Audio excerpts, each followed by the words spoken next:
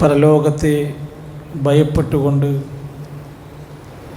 നന്മകളിൽ മുന്നേറുവാനും തിന്മകളിൽ നിന്ന് മാറി നിൽക്കുവാനും ഓരോരുത്തരും ആത്മാർത്ഥമായി ശ്രമിക്കണമെന്നും ആമുഖമായി എന്നെയും തുടർന്ന് നിങ്ങളെയും ഓർമ്മപ്പെടുത്തുകയാണ്, വസിയത്ത് നൽകുകയാണ്. അള്ളാഹു നമ്മെ എല്ലാം സ്വാലിഹീങ്ങളായ മുഅ്മിനീങ്ങളിൽ ഉൾപ്പെടുത്തി അനുഗ്രഹിക്കുമാറാകട്ടെ.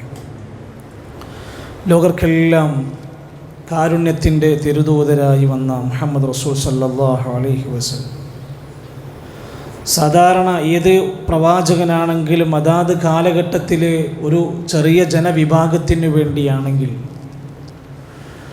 അവസാനത്തെ പ്രവാചകന് ലോകത്തിന് തന്നിരിക്കുന്നത് കാഫത്തൻ ലിന്നാസ്, മുഴുവൻ മനുഷ്യർക്കും വേണ്ടിയാണ്.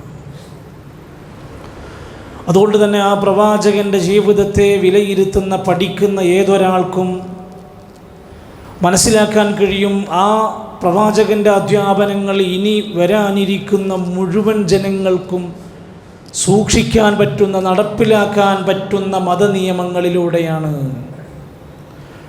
അതോടൊപ്പം തന്നെ ഒരുപാട് വിമർശനങ്ങൾ പ്രവാചകൻ്റെ നേരെ വർദ്ധിച്ചൊരു കാലഘട്ടത്തിലാണ്. സോഷ്യൽ മീഡിയകളിൽ, വെബ്സൈറ്റുകളിൽ, മറ്റു കിട്ടാവുന്ന ചാൻസുകളിലെല്ലാം നബി സല്ലല്ലാഹു അലൈഹി വസല്ലമൻ്റെ ശുദ്ധമായ വ്യക്തിത്വത്തെ നശിപ്പിക്കാൻ ശ്രമിക്കുന്നവരുണ്ട്. പ്രവാചകൻ സല്ലല്ലാഹു അലൈഹി വസല്ലമ തങ്ങളുടെ മാതൃകയായ വിവാഹ ജീവിതത്തെ കളങ്കപ്പെടുത്താൻ ശ്രമിച്ചുകൊണ്ടിരിക്കുന്ന ഒരു മലീമസമായ മനസ്സിൻ്റെ ഉടമകളുടെ പ്രവർത്തനങ്ങളുണ്ട്. പ്രിയപ്പെട്ടവരെ, നമ്മുടെ ഉമ്മയെ, നമ്മുടെ ബാപ്പയെ ഈ തെരുവിൽ, ഈ അങ്ങാടിയിലിട്ട് വഷളാക്കിയാൽ ഞാനും നിങ്ങളും മിണ്ടാതിരിക്കുമോ? സ്നേഹമുള്ളൊരു മകനാണെങ്കിൽ നമുക്കതിന് കഴിയില്ല. നമ്മുടെ നേതാവിനെതിരെ അതിമോശമായ രൂപത്തിലുള്ള ആരോപണങ്ങൾ ഇവിടെ ഇങ്ങനെ പെരുകിക്കൊണ്ടിരിക്കുമ്പോൾ മിണ്ടാതിരിക്കാൻ നമുക്ക് കഴിയില്ല. നമ്മളാരും അതിന് സന്നദ്ധരല്ല. സംസാരിക്കണം. നമുക്കെങ്ങനെയൊക്കെ അതിനെ തടുക്കാൻ, വിമർശനങ്ങൾക്ക് മറുപടി പറയാൻ എങ്ങനെയൊക്കെ സാധിക്കുമോ അങ്ങനെ നമ്മൾ ശ്രമിക്കേണ്ടതുണ്ട്.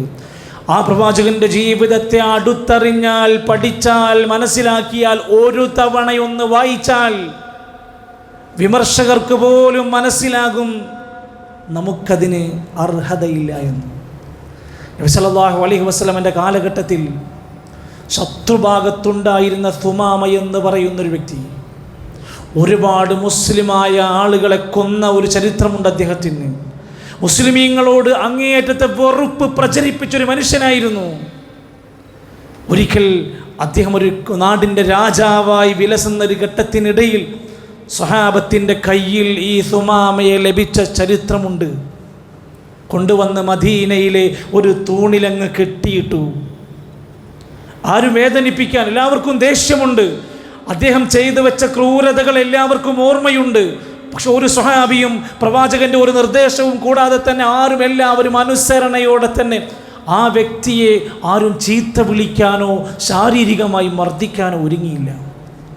അവസാനം ഇവരുടെയൊക്കെ ജീവിതവും ഇവരുടെ സ്നേഹവും ഇവരുടെ യഥാർത്ഥമായ മുഖങ്ങളും കണ്ട അവസാനം സുമാമയോട് ചോദിക്കുന്നുണ്ട്, ഇത്രയും ദിവസങ്ങൾ ഇവിടെ കഴിച്ചുകൂട്ടി, നിൻ്റെ തീരുമാനം എന്താണ്? അവിടുന്ന് സുമാമ പറയുന്നുണ്ട്, എന്നെ നിങ്ങൾ കൊല്ലാതെ വിടുകയാണെങ്കിൽ ഞാൻ അതാണ് ആഗ്രഹിക്കുന്നത്. ഇനി അതല്ല, നിങ്ങൾ എന്നോട് അല്പം അനുഗ്രഹവും സ്നേഹവും കാണിക്കുകയാണെങ്കിൽ ഞാൻ നിങ്ങളോടൊരു ശാക്കിറായൊരു നന്ദിയുള്ളൊരു നല്ല മനുഷ്യനായി ഞാൻ മാറും.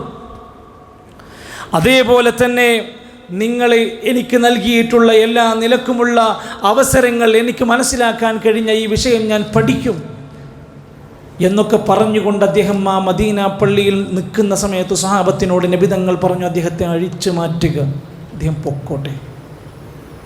പോകാൻ നിൽക്കുന്ന വേളയിൽ അദ്ദേഹം പുറത്തിറങ്ങി നല്ല വെള്ളം തിരഞ്ഞു പിടിച്ച് സുമ്മഗ്തസല, അവിടെ ചെന്ന് കുളിച്ച് ശുദ്ധിയായി വിഷമത്തോടെ കരഞ്ഞുകൊണ്ട് പ്രവാചകൻ്റെ അടുത്ത് വന്നിട്ട് പറഞ്ഞു, ഞാൻ ഇസ്ലാം സ്വീകരിക്കാൻ പോവാണ്. കാരണം ഇതുവരെ അവർ വിചാരിച്ചതല്ല ഇസ്ലാമെന്നും, ഇതുവരെ അവർ കേട്ടതല്ല ഇസ്ലാമെന്നും, ഇതുവരെ ഞാൻ പറഞ്ഞു നടന്ന വിമർശിച്ച പ്രവാചകനല്ല യഥാർത്ഥ പ്രവാചകനെന്നും തിരിച്ചറിഞ്ഞപ്പോൾ സുമാമ അവിടുന്ന് പ്രഖ്യാപിച്ചു, അഷ്ഹദു അല്ലാ ഇലാഹ ഇല്ലല്ലാഹ് വഅഷ്ഹദു അന്ന മുഹമ്മദൻ അബ്ദുഹു വറസൂലുഹു. സാക്ഷിമൊഴികൾ അവിടുന്ന് പറഞ്ഞു. എന്നിട്ട് അദ്ദേഹത്തിൻ്റെ മനസ്സിലുണ്ടായിരുന്ന സങ്കല്പങ്ങൾ, ആവശ്യങ്ങൾ അല്ലെങ്കിൽ പ്രയാസങ്ങൾ അദ്ദേഹം പറയാണ്, നബിയേ യാ മുഹമ്മദ് വല്ലാഹി മാ കാന അലൽ അർളി വജ്ഹൻ അബ്ഗള ഇലയ്യ മിൻ വജ്ഹിക. നബിയേ മുഹമ്മദ് നബിയേ, നിങ്ങളുടെ മുഖത്തേക്കാൾ എനിക്ക് വെറുപ്പുള്ള മറ്റൊരു മുഖം ലോകത്തുണ്ടായിരുന്നില്ല. അത്രക്ക് വെറുപ്പായിരുന്നു. പ്രവാചകരെ, ഞാൻ സത്യം പറയട്ടെ, മാ കാന മിൻ ദീനിൻ അബ്ഗളു ഇലയ്യ മിൻ ദീനിക്, നിങ്ങൾ പ്രചരിപ്പിക്കുന്ന ഈ മതത്തിനേക്കാൾ വെറുപ്പുള്ള മറ്റൊരു മതം എനിക്കുണ്ടായിരുന്നില്ല. അത്ര രൂക്ഷമായ വെറുപ്പായിരുന്നു എനിക്ക്. മാ കാന മിൻ ബലദിൻ അബ്ഗളു ഇലയ്യ മിൻ ബലദിക. പ്രവാചകരെ, നിങ്ങളുടെ രാജ്യത്തിനേക്കാൾ വെറുപ്പുള്ള മറ്റൊരു രാജ്യം എനിക്കുണ്ടായിരുന്നില്ല. പക്ഷേ ഇത് പഠിച്ചപ്പോൾ അദ്ദേഹം തിരിച്ചു പറഞ്ഞു, ഇന്ന് എനിക്ക് ഏറ്റവും പ്രിയം നിങ്ങളോടാണ്, എനിക്ക് ഏറ്റവും ഇഷ്ടം ഈ രാജ്യത്തോടാണ്, എനിക്ക് ഏറ്റവും താല്പര്യം തോന്നുന്നത് അങ്ങയുടെ മതത്തോടാണ്. ഇത് പണം കൊടുത്ത് പറഞ്ഞ വാക്കുകളല്ല. ഇതെന്തെങ്കിലും അധികാരമോ സ്ഥാനങ്ങളോ എന്തെങ്കിലും എഴുതി കൊടുത്തതിൻ്റെ പേരിൽ പ്രഖ്യാപിച്ചതല്ല. ശരിക്ക് പഠിച്ചപ്പോൾ അവർക്ക് ലഭിക്കുകയാണ്. പ്രിയപ്പെട്ടവരെ, ഇസ്ലാമിൻ്റെ പ്രവാചകന് നേരെ വിമർശനങ്ങൾ വരുമ്പോൾ നമ്മുടെ റോൾ എന്താണ്? നമ്മളാണ് അതിൻ്റെ ജീവിതത്തിൻ്റെ പകർപ്പായ കോപ്പികൾ. ഇസ്ലാം വിമർശകരുടെ ചാനലുകൾക്ക് താഴെ തെറി നടത്തുന്നവരല്ല നമ്മൾ, അവിവേകികളായി പെരുമാറുന്നവരല്ല നമ്മൾ, ആരുടെയും കയ്യും കാലും വെട്ടാൻ ഓടുന്ന ബുദ്ധിയില്ലാത്തവരല്ല നമ്മൾ. മറിച്ച് ആ പ്രവാചകനെ പഠിക്കാനുള്ള ചാൻസ് കൊടുക്കണം, തിരിച്ചറിയാൻ കഴിയണം. അള്ളാഹുവിൻ്റെ ഖുർആൻ നമ്മളോട് എത്രയെത്ര സന്ദർഭങ്ങളിലാ പറയുന്നത്. ആ പ്രവാചകൻ ബഷീറാണ്, നദീറാണ്, ദാഇയൻ ഇലല്ലാഹി ബിഇദ്നി, അള്ളാഹുവിലേക്ക് ക്ഷണിക്കുന്ന ഒരു ദാഇയാണ്. അങ്ങനെ ഒട്ടനേകം ഗുണങ്ങൾ പറഞ്ഞിട്ട് നമ്മളോട് പറയാണ്, നിങ്ങൾ പഠിക്കണം, നിങ്ങൾ ആ പ്രവാചകൻ്റെ അധ്യാപനങ്ങളെ പുൽകി സ്വീകരിക്കാൻ സന്നദ്ധരാകണം. വമാ ആതാകുമുർ റസൂലു ഫഖുദൂ വമാ നഹാകും അൻഹു ഫൻതഹൂ വത്തഖുല്ലാഹ ഇന്നല്ലാഹ ശദീദുൽ ഇഖാബ്. വിശുദ്ധ ഖുർആനിൽ 59-ാമത്തെ സൂറത്തിലെ 7-ാമത്തെ ആയത്ത്, വമാ ആതാകുമുർ റസൂലു ഫഖുദൂ, ആ പ്രവാചകർ നിങ്ങൾക്ക് കൊണ്ടുവന്നു തന്നതിനെയെല്ലാം നിങ്ങളങ്ങ് സ്വീകരിക്കണം. ആ പഠിപ്പിച്ചതൊക്കെ നിങ്ങൾക്ക് സ്വീകരിക്കാനുള്ളതാണ്. വമാ നഹാകും അൻഹു ഫൻതഹൂ, നിങ്ങളോട് എന്തെങ്കിലും ഒരു കാര്യം പ്രവാചകർ പാടില്ലെന്ന് പറഞ്ഞിട്ടുണ്ടോ അത് ഒഴിവാക്കാനുള്ളതാണ്. നിങ്ങൾ അല്ലാഹനെ നന്നായി ഭയപ്പെട്ട് ജീവിക്കണം. അള്ളാഹു ശക്തമായ ഇഖാബെടുക്കുന്ന ശിക്ഷാ നടപടി സ്വീകരിക്കുന്നവനാണ്. ഭാരതന്മാരായ പണ്ഡിതന്മാർ തഫ്സീറുകളിലൊക്കെ രേഖപ്പെടുത്തുകയാണ്, ഈ ഒരൊറ്റ ആയത്ത് മതി ഒരാൾക്ക് അള്ളാഹുവിൻ്റെ ഖുർആൻ മുറുകെ പിടിക്കാൻ, നബി സല്ലല്ലാഹു അലൈഹി വസല്ലമൻ്റെ സുന്നത്തുകളെല്ലാതും മാതൃകയാക്കാൻ. നിങ്ങൾക്ക് കൊണ്ടുവന്നു തന്ന് പഠിപ്പിച്ചത് നിങ്ങൾ സ്വീകരിച്ചോളൂ എന്നാ പറഞ്ഞത്. ജമാഅത്തായി നമസ്കരിക്കാൻ നമ്മളോട് പറഞ്ഞു. നമ്മൾ അനുസരിക്കാറുണ്ടോ, പിൻപറ്റാറുണ്ടോ?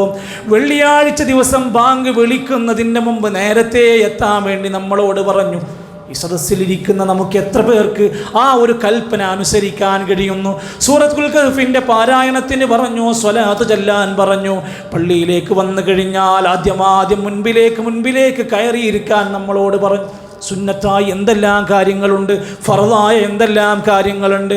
ഔഫുല്ലിഹാ, നിങ്ങളുടെ ശരീരത്തിൽ അള്ളാഹു നൽകിയിരിക്കുന്ന പുരുഷന്മാരെ, നിങ്ങളുടെ താടി രോമങ്ങളുണ്ടല്ലോ, അത് വളരാൻ നിങ്ങൾ സമ്മതിക്കൂ, അതിനെ വളരാൻ നിങ്ങൾ അനുവദിച്ചു വിടൂ. കാരണം എന്താ? പ്രവാചകന്റെ കൽപ്പനയല്ലേ.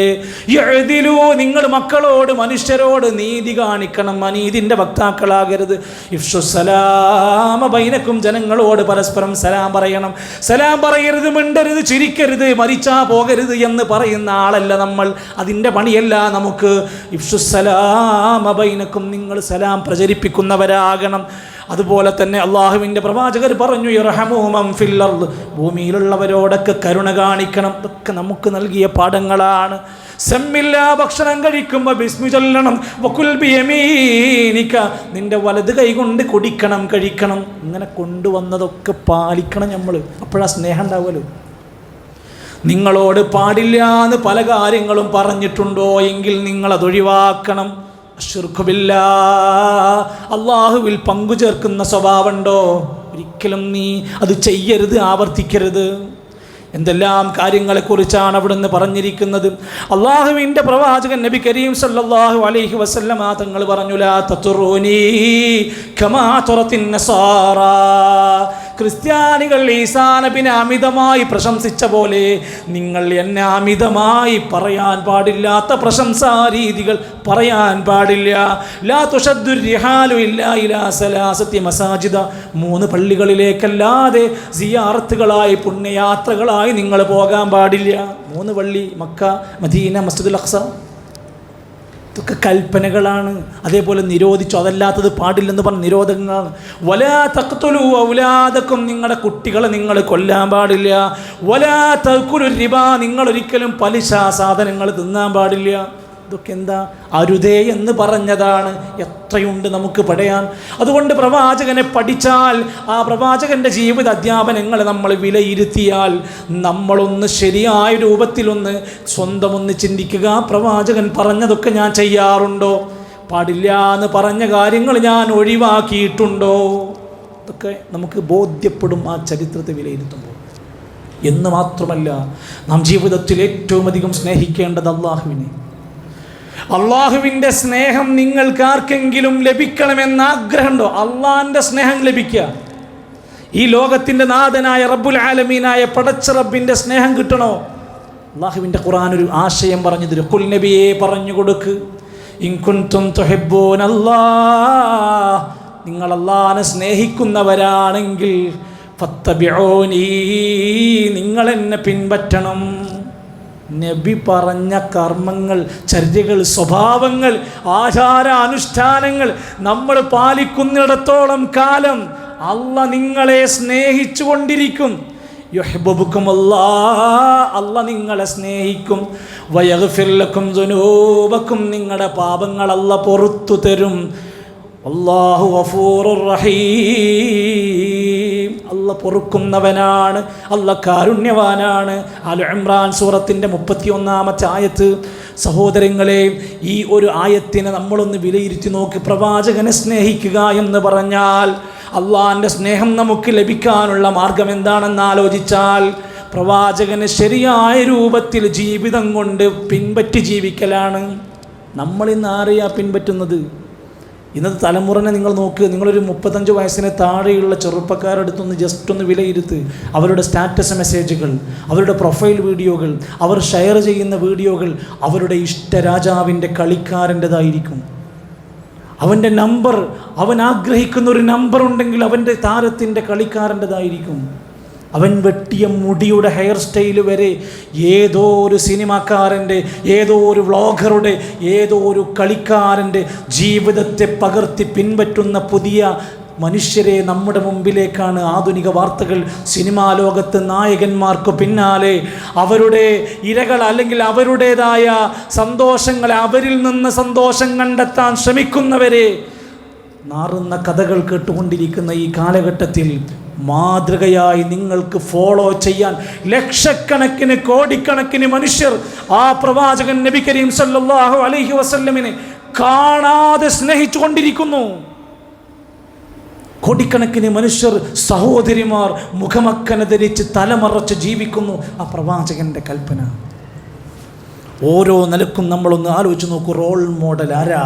നമുക്ക് ഏത് കാര്യത്തിലും ലഖദ് കാന ലക്കും ഫി റസൂലില്ലാഹി ഉസ്വത്തുൻ ഹസന, നിങ്ങളുടെ പ്രവാചകനിൽ നിങ്ങൾക്ക് ഉത്തമമായ മാതൃകയുണ്ട്. സെപ്റ്റംബർ 5 അധ്യാപക ദിനം. ഒരു നല്ല അധ്യാപകൻ്റെ മാതൃക വേണോ? നബി സല്ലല്ലാഹു അലൈഹി വസല്ലമൻ്റെ അധ്യാപനം ഒന്ന് പഠിച്ചു നോക്ക്. ഒരു ഭർത്താവാണോ നീ? നല്ല ഒരു ഭർത്താവിൻ്റെ ക്വാളിറ്റി എങ്ങനെയാണ് ഭാര്യമാരോട് പെരുമാറേണ്ടത്? നബിൻ്റെ ജീവിതമുണ്ട്. ഒരു നേതാവാണോ നീ? നിനക്ക് മാതൃകയുണ്ട്. നീ ഒരു അയൽവാസിയാണോ? നിനക്കതിൽ മാതൃകയുണ്ട്. അങ്ങനെ ഏതേത് ചരിത്രഭാഗം എടുത്താലും നിനക്ക് പഠിക്കാൻ കഴിയും.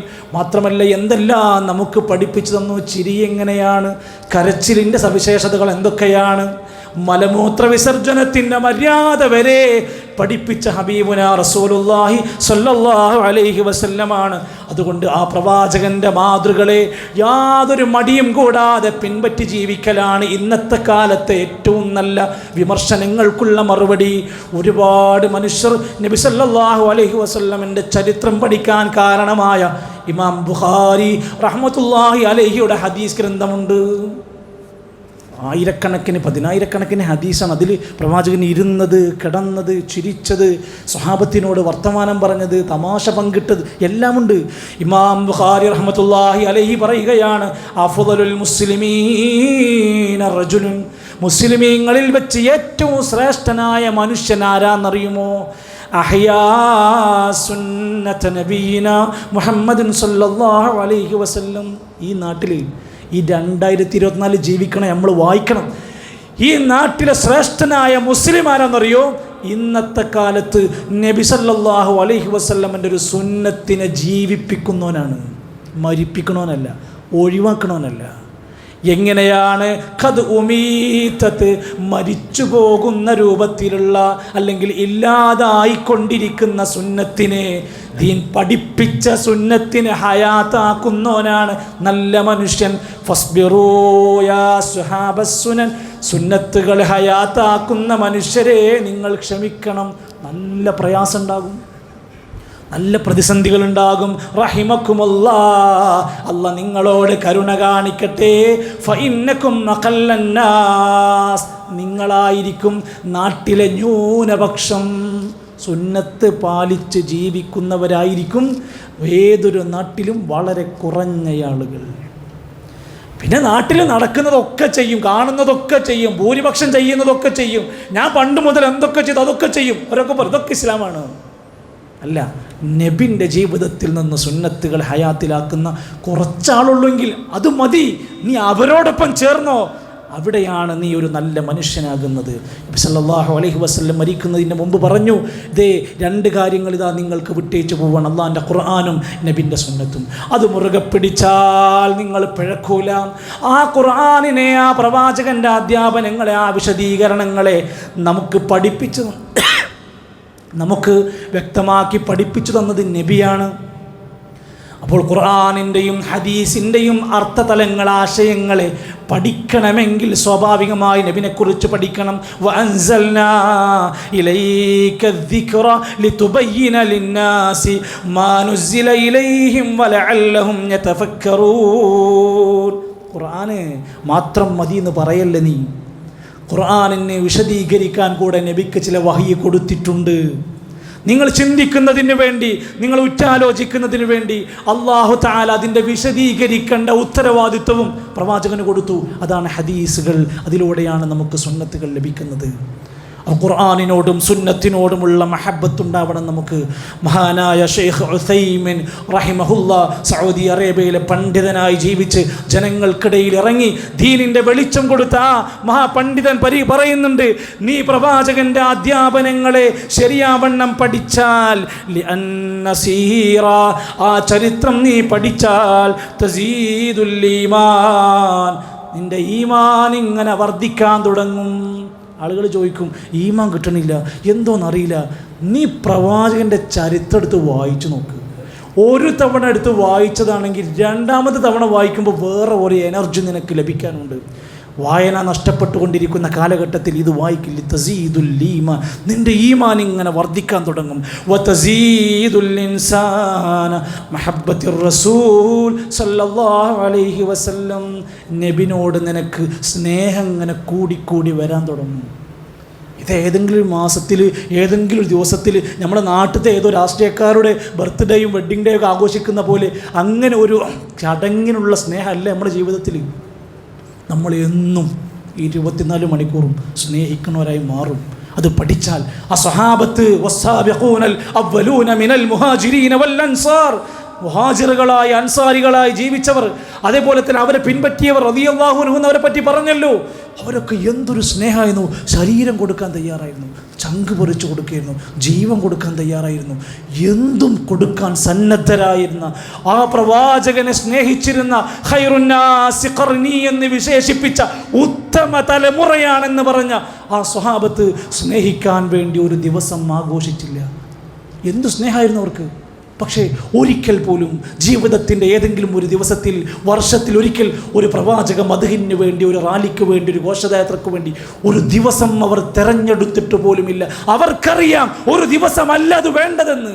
അതുകൊണ്ട് അവർക്ക് നാട്ടിലിതില്ല. സ്വഹാബത്തിൻ്റെ ഇടയിൽ നബി തങ്ങളുടെ കാലം കഴിഞ്ഞ് നേതൃത്വം വഹിച്ച 4 ഖലീഫമാരെ വായിക്ക് നിങ്ങൾ. ഒരിക്കൽ പോലും അവർ ഭരിച്ച കാലഘട്ടത്തിൽ ഒരാഘോഷം മീലാദുൻ നബി കാണാൻ നമുക്ക് സാധ്യമല്ല. അവരൊക്കെ സ്നേഹിച്ചു. പ്രവാചകന്റെ ഭാര്യമാർ എത്ര നല്ല സ്നേഹത്തിന് ഉടമകളാണ് അവർ. അശ്റത്തുൽ മുബശ്ശിരീൻ വേണ്ട, നമുക്കറിയാവുന്ന സുപരിചിതരായ 4 പ്രസിദ്ധരായ മദ്ഹബിൻ്റെ ഇമാമിങ്ങൾ ആരും ഒരു ദിനം ആഘോഷമാക്കി മാറ്റിയില്ല. വേണോ നിങ്ങൾ 6 ഹദീസ് പണ്ഡിതന്മാരെ എടുത്തു. അവരുടെ കാലഘട്ടത്തിൽ, അഥവാ ഹിജ്റ 300 വരെയുള്ള നല്ല മനുഷ്യരുടെ കാലഘട്ടത്തിൽ ഈ സംഭവം തന്നെയില്ല. പിന്നീട് ആര് കൊണ്ടുവന്നു? എന്തിന് നമ്മളത് സ്വീകരിക്കണം? ഷിയാക്കളിലൂടെ, ഫാത്തിമിയാക്കളിലൂടെ ഈ ലോകത്തിന് കൊണ്ടുവന്ന തെറ്റായൊരു മെസ്സേജാണ് പ്രവാചകനെ സ്നേഹിക്കാൻ ഒരു ദിവസം വേണം, അന്ന് പാട്ടും ബൈത്തും വേണം, അന്ന് ചില കാര്യങ്ങളൊക്കെ പൊടിപ്പും തൊമ്മലുമൊക്കെ വെച്ച് വമ്പൻ ഘോഷയാത്രകൾ വേണമെന്ന് ദീന് പഠിപ്പിച്ചില്ല. വേറെ ആരൊക്കെയോ നമ്മളെ പഠിപ്പിച്ചു. അതുകൊണ്ട് നമ്മൾ ചിന്തിക്കേണ്ടത് അള്ളാൻ്റെ ദീനിലാണോ നമ്മൾ സ്നേഹം കാണിച്ചുകൊണ്ട് ജീവിക്കേണ്ടത്? ദീനിലില്ലാത്ത കർമ്മങ്ങളും ദീനിലില്ലാത്ത എന്തൊക്കെയോ കാട്ടിക്കൂട്ടിയാണ് നാം സ്നേഹം കാണിക്കേണ്ടത് എന്ന് നമ്മൾ ശരിക്കൊന്ന് വിലയിരുത്താനുള്ള സമയം കൂടെയാണ്. അള്ളാഹുവിൻ്റെ ദീനിനെ പഠിച്ചു മനസ്സിലാക്കി അതിനനുസരിച്ച് കൊണ്ട് ജീവിക്കാൻ പടച്ച റബ്ബ് നമുക്ക് തൗഫീക്ക് നൽകുമാറാകട്ടെ.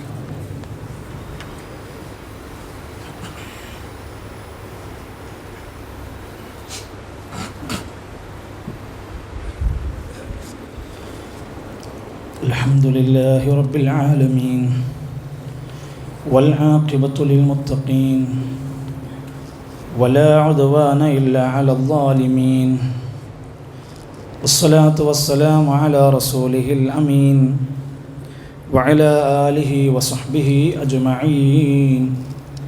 أيها الإخوة والأخوات أوصيكم وإياي ثانيا بتقوى الله. ഒരിക്കൽ കൂടി അള്ളാഹുവിനെ സൂക്ഷിച്ച് ഇസ്ലാമിക മര്യാദകൾ പാലിച്ച് യഥാർത്ഥ പ്രവാചക സ്നേഹികളായി മാറണമെന്ന് എന്നെയും നിങ്ങളെയും ഓർമ്മപ്പെടുത്തുകയാണ്, വസിയത്ത് നൽകുകയാണ്. അള്ളാഹു നമ്മയെല്ലാം സഹായിക്കുമാറാകട്ടെ. ഒരു ഹദീസിൽ നബി സല്ലല്ലാഹു അലൈഹി വസല്ലം പറയാണ്, ഭൂമിയിൽ അള്ളാഹുവിന് ഏറ്റവും ഇഷ്ടപ്പെട്ട സ്ഥലം പള്ളിയാണ്. നാം ഒരുമിച്ച് കൂടി ഈ പള്ളിയുടെ മഹത്വം, ഈ ഭൂമിയിലെ അഹബ്ബുൽ ബിലാദ് ഇലല്ലാഹി മസാജിദുഹ, അള്ളാഹ്ക്ക് ഏറ്റവും ഇഷ്ടപ്പെട്ട സ്ഥലം പള്ളിയാണ്. വഅബ്ഗദൽ ബിലാദി ഇലല്ലാഹി അസ്വാഖുഹ, അള്ളാഹ്ക്ക് ഏറ്റവും വെറുപ്പുള്ള സ്ഥലം അങ്ങാടികളാണ്. പള്ളികളുടെ മഹത്വമാണ് സൂചിപ്പിച്ചത്. മൻ ബനാ മസ്ജിദൻ ബനല്ലാഹു ലഹു ബൈതൻ ഫിൽ ജന്ന, ഭൂമിയിൽ എവിടെയെങ്കിലും ഒരു 10 ആൾക്ക് നിസ്കരിക്കാനുള്ളൊരു പള്ളി ഉണ്ടാക്കി കൊടുത്താൽ അള്ളാഹു സ്വർഗത്തിൽ ഒരു വലിയ ഭവനം നിങ്ങൾക്കുണ്ടാക്കി തരുന്നു. ഹബീബുന റസൂലുള്ളാഹി സ്വല്ലല്ലാഹു അലൈഹി വസല്ലം പറയാം, പള്ളിയിലേക്ക് നടന്നു പോകുന്ന ആളുകൾക്ക് അതിൻ്റെ പാപമോചനമുണ്ട്. നടന്നു പോണതിന് കൂലിയാണ്. രാവിലെയും വൈകുന്നേരവും നമസ്കാരങ്ങളിലേക്ക് ജമാഅത്തിന് പങ്കെടുക്കാൻ വരുന്നവർക്ക് വേണ്ടി അഅദ്ദല്ലാഹു ലഹു നുസുലൻ ഫിൽ ജന്ന, സ്വർഗത്തിൽ അള്ളാഹു സൽക്കാരം ഒരുക്കി വെച്ചിട്ടുണ്ട്, പടച്ചോൻ്റെ വിരുന്ന്. എങ്കിൽ എൻ്റെ സുഹൃത്തുക്കളെ, പള്ളി പരിപാലിക്കുന്ന ആളുകൾക്ക് 5 പ്രധാനപ്പെട്ട ഗുണങ്ങൾ ഉണ്ടാവണമെന്ന് പറഞ്ഞിട്ടുണ്ട്. ഖുർആനിൽ നമുക്ക് കാണാൻ സാധിക്കും. ഒരു പള്ളിക്കുണ്ടാവേണ്ട ഏറ്റവും പ്രധാനപ്പെട്ട ഗുണം പഠിപ്പിച്ചിട്ടുണ്ട്. വഅന്നൽ മസാജിദ ലില്ലാഹ് ഫലാ തദ്ഉ മഅല്ലാഹി അഹദാ, പള്ളികൾ അല്ലാഹുവിനുള്ളതാണ്, പള്ളികൾ അല്ലാഹുവിനുള്ളതാണ്. ഫലാ തദ്ഉ മഅല്ലാഹി അഹദാ, പള്ളികളിൽ അല്ലാഹുവോടൊപ്പം നിങ്ങൾ ഒരാളെയും വിളിച്ചു പ്രാർത്ഥിക്കരുത്. വിശുദ്ധ ഖുർആൻ സൂറത്തുൽ ജിൻ അധ്യായത്തിലാണ് കൊടുത്തിരിക്കുന്നത്. എൻ്റെ പ്രിയപ്പെട്ടവരെ, നമ്മളൊന്ന് ആലോചിക്കണം. പള്ളികളുടെ സവിശേഷതയാണ് അള്ളാഹുവിന് മാത്രം ആരാധന ചെയ്യാൻ, അള്ളാഹുവിനോട് മാത്രം പ്രാർത്ഥിക്കാൻ വേണ്ടിയുള്ള പള്ളികളിൽ നിന്ന് റബീഉൽ അവ്വലാകുമ്പോൾ നമ്മൾ കേൾക്കുന്ന മൗലീദിൻ്റെ അർത്ഥം നിങ്ങളെപ്പോഴെങ്കിലും ചിന്തിച്ചിട്ടുണ്ടോ? ഏത് മൗലീദാണെങ്കിലും ശരി, അത് പാരായണം ചെയ്യുമ്പോൾ 5 പ്രധാനപ്പെട്ട ഇസ്ലാമിന് നിരക്കാത്ത കാര്യങ്ങളാണ് അതിലൂടെ കടന്നു വരുന്നത്. ഞാൻ പെട്ടെന്ന് മനസ്സിലാകാൻ വേണ്ടിയാണ് പറയാം. നിങ്ങൾ ഏത് മൗലീദ് എടുത്ത് ഓതിയാലും വായിച്ചാലും അർത്ഥം വെച്ച് നോക്കിയാൽ 5 പ്രധാനപ്പെട്ട പ്രശ്നങ്ങൾ നിങ്ങൾക്കതിൽ വായിക്കാൻ കഴിയും. 1, നബി സല്ലല്ലാഹു അലൈഹി വസല്ലമിനെ അമിതമായി പുകഴ്ത്തുകയാണ്, പറയാൻ പാടില്ലാത്ത പലതും പറയുന്നുണ്ട്. 2, നബി സല്ലല്ലാഹു അലൈഹി വസല്ലമനോട് പ്രാർത്ഥിക്കുകയാണ്, നബിനോട് ദുആ ചെയ്യും. 3, നബി സല്ലല്ലാഹു അലൈഹി വസല്ലമനോട് പാപമോചനം തേടുകയാണ്, പാപം പൊറുക്കാൻ വേണ്ടി നബിനോട് പറയുന്നു. 4, നബി സല്ലല്ലാഹു അലൈഹി വസല്ലമയോട് ശഫാഅത്ത് ചോദിക്കുന്നുണ്ട് മൗലീദിലൂടെ. 5, നബി സല്ലല്ലാഹു അലൈഹി വസല്ലമിൻ്റെ പേരിൽ കള്ളക്കഥകൾ കെട്ടിച്ചമച്ച് അതിനുള്ളിൽ എഴുതി വച്ചിട്ടുണ്ട്. ഇത് ഞാൻ ഇങ്ങനെ പറയുമ്പോൾ ആളുകൾ ചിന്തിക്കും, അങ്ങനെയൊക്കെ ഉണ്ടോ? നിങ്ങൾക്കാർക്കെങ്കിലും ധൈര്യസമേതം നിങ്ങളുടെ മഹല്ലുകളിൽ ചെന്ന് ഖതീബിൻ്റെ കയ്യിൽ നിന്ന് അത് മേടിച്ച് വായിച്ച് അർത്ഥം വെക്കാൻ കഴിയുമെങ്കിൽ നിങ്ങൾക്ക് ധൈര്യമായി ചെന്ന് ചോദിക്കാം. ഒരിക്കലും എഴുതി വെക്കാൻ പറയാൻ പാടില്ലാത്ത കള്ളക്കഥകൾ അതിനുള്ളിൽ നിങ്ങൾക്ക് സംശയമുണ്ടെങ്കിൽ ഉദാഹരണം ഞാൻ ഒന്ന് പറയാം. ഷറഫുൽ അനാം എന്ന് പറയുന്നൊരു മൗലിദുണ്ട്. ഇപ്പോൾ റബീഉൽ അവ്വലിൽ പള്ളികളിൽ നിന്ന് മൈക്ക് കെട്ടിയിട്ട് ഉറക്കെ വിളിച്ചു പറയാണ്, അബ്ദുകൽ മിസ്കീനു യർജു ഫളലകൽ ജമ്മൽ ഗഫീറു. നബിയേ, ഞാനാരാണ്? അങ്ങയുടെ അടിമയായ സാധുവായ ഞാനിതാ വന്നിരിക്കുന്നു നബിയേ, എൻ്റെ പാപങ്ങളൊക്കെ പുറത്തു തരണേ. നമ്മൾ അള്ളാൻ്റെ അടിമയാണെന്ന് പറയേണ്ട വാക്കിന് പകരം നബിയേ, നിങ്ങളുടെ അടിമയാണ് ഞാൻ.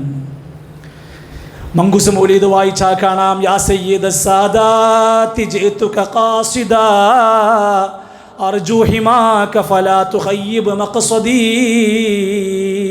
നേതാക്കന്മാരിൽ നേതാവായ നബിയെ, എനിക്കൊരുപാട് ആഗ്രഹങ്ങൾ സഫലമാകാനുണ്ട്, അതിൽ നിന്നൊരിക്കലും എന്നെ തടയല്ലേ, എൻ്റെ ആഗ്രഹങ്ങളൊക്കെ എനിക്ക് സഫലമാക്കി തരണേ.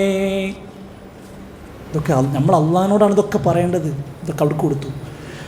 ബുർദ പാടുന്ന സ്വഭാവം നമുക്കുണ്ടോ? ബുർദയിലും ഇതുപോലെയാണ്, യാ അക്രമൽ ഖൽഖി മാലി മൻ അലൂദു ബിഹി സിവാക ഇൻദ ഹുലൂലിൽ ഹാദിസിൽ അമീവി. അക്രമൽ ഖൽഖായ നബിയെ, വ്യാപകമായ ഒരുപാട് ആപത്തുകൾ വരുന്ന സമയത്ത് എനിക്ക് കാവലാകാൻ നിങ്ങളല്ലാതെ മറ്റാരുമില്ല നബിയെ. എൻ്റെ എല്ലാ മുസീബത്തുനിന്നും നബിയെ നിങ്ങൾ തടുക്കണം എന്നാണ് പറയുന്നത്. ഇതിന് പൈസ കൊടുക്കണവൻ്റെ നിലവാരം എന്താണ്? ഇതിന് ഭക്ഷണം ഉണ്ടാക്കി കൊടുക്കുന്നവൻ്റെ നിലവാരം എന്താണ്? ഇതിനു വേണ്ടിയിട്ട് വേണ്ട സൗകര്യങ്ങളെല്ലാം ഒരുക്കി കൊടുക്കുന്നവർ നാളെ പടച്ച റബ്ബിൻ്റെ കോടതിയിൽ എന്തു പറയും? അള്ളാഹുവിനോട് തൗബ ചെയ്യാൻ, അള്ളാഹുവിലേക്ക് പാപമോചനം, അള്ളാഹുവിലേക്ക് ആഗ്രഹ സഫലീകരണം പറയേണ്ടവരാണ് നമ്മൾ എന്ന് മാത്രമല്ല, ആരോടാണ് നമ്മൾ ഈ ചോദിക്കുന്നത്? അള്ളാഹുവിൻ്റെ ഖുർആൻ പറയുന്നുണ്ട്, നബിയേ നിങ്ങൾ പറയണം, ഖുൽ ഇന്നമാ അദ്ഉ റബ്ബി വലാ ഉശ്രികു ബിഹി അഹദാ. ഞാൻ എൻ്റെ റബ്ബിനോട് മാത്രമേ പ്രാർത്ഥിക്കുകയുള്ളൂ, ഞാൻ ഒരാളോടും പങ്കു ചേർക്കൂല. ഇത് പറഞ്ഞ നബിനോടാണ് ഈ അറബിയിലുള്ള ശകലങ്ങളിലൂടെ പാടിക്കൊണ്ടിരിക്കുന്നത്. ഇത് മദ്ഹല്ല, ഇത് നബിയെ അപമാനിക്കുകയാണ്. നബിയെ വളരെ മോശമായി പറയാൻ പാടില്ലാത്തത് പറഞ്ഞ് ചിത്രീകരിക്കുകയാണ്. അതുകൊണ്ട് എൻ്റെ പ്രിയപ്പെട്ട സഹോദരങ്ങളെ, നസീഹത്തോടെ, മറ്റൊരു താല്പര്യവുമില്ല, ഒരു പ്രാസ്ഥാനികമായ ഒരു ലാഭവുമല്ല, ഈ സത്യാവസ്ഥ നിങ്ങൾ അറിയണം, പഠിക്കണം. നമ്മുടെ കുടുംബങ്ങളെ ഇത് പാടില്ലെന്ന് ഓർമ്മപ്പെടുത്താൻ നമുക്ക് സാധ്യമാകേണ്ടതുണ്ട്. ഇല്ലെങ്കിൽ നാളെ പരലോകത്ത് വന്നുകൊണ്ട് വിലപിക്കുന്ന ഒരാളുടെ വാലിമിൻ്റെ കഥ വിശദീകരിക്കുന്നുണ്ട്. ഒരു ചരിത്രഭാഗം പറയാം. പരലോകത്ത് വന്ന് വിലപിക്കുകയാണ്, ഞാൻ പലരും ചെയ്യുന്നത് കണ്ട് ചെയ്തു പോയി, ഞാൻ പല കൂട്ടുകാരന്മാരുടെയും കെണിയിലായി അവർ പറയുന്നതും പാടുന്നതൊക്കെ ഞാൻ അങ്ങ് ചെയ്തു പോയി. യാ ലൈതനി ഇത്തഖദതു മഅ റസൂലി സബീലാ.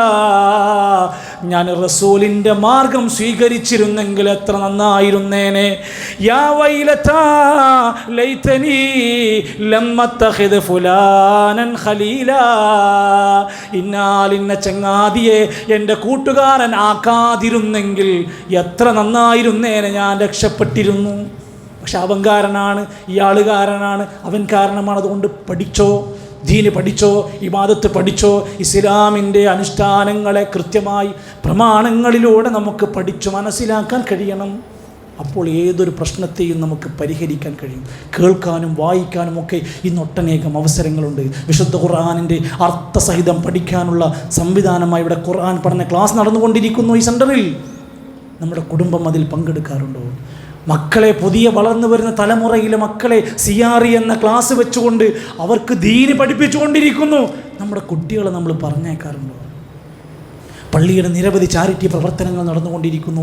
നമ്മൾ എപ്പോഴെങ്കിലും അന്വേഷിക്കാറുണ്ടോ? അതുകൊണ്ട് വളരെ ആത്മാർത്ഥമായ നസീഹത്തോടെ ദീനിയായ കാര്യങ്ങളിൽ മുന്നോട്ട് വരാൻ അള്ളാഹു നമുക്ക് നല്ലൊരു മനസ്സ് പ്രദാനം ചെയ്യുമാറാകട്ടെ. പള്ളിയുടെ പരിപാലന പ്രവർത്തനങ്ങളിൽ അകമഴിഞ്ഞ് സഹായിക്കാൻ എല്ലാവരും മനസ്സ് കാണിക്കുക. അള്ളാഹു നമ്മുടെ സ്വതക്കകൾ സ്വീകരിക്കുകയും വമ്പിച്ച പ്രതിഫലം നമുക്ക് നൽകുകയും ചെയ്യുമാറാകട്ടെ. രോഗികളായ ഒരുപാട് സഹോദരങ്ങൾ ദ്വാ കൊണ്ട് വസിയത്ത് പറഞ്ഞിട്ടുണ്ട്. അള്ളാഹു അവർക്ക് നീ ശിഫ പ്രദാനം ചെയ്യണമേ. വളരെ സങ്കടകരമായ വേദനയോടുകൂടെ പ്രയാസങ്ങൾ സഹിച്ചുകൊണ്ടിരിക്കുന്ന എല്ലാ സഹോദരങ്ങൾക്കും അള്ളാഹുവേ നീ പ്രയാസങ്ങൾ മാറ്റിക്കൊടുക്കണമേ. മരണപ്പെട്ടു പോയ ഞങ്ങളുടെ പ്രിയങ്കരായ ആളുകൾക്ക് അള്ളാഹുവേ നീ മഗ്ഫിറത്തും മർഹമത്തും നൽകണമേ. അല്ലാഹുമ്മ ഗഫിറിൽ മുഅ്മിനീന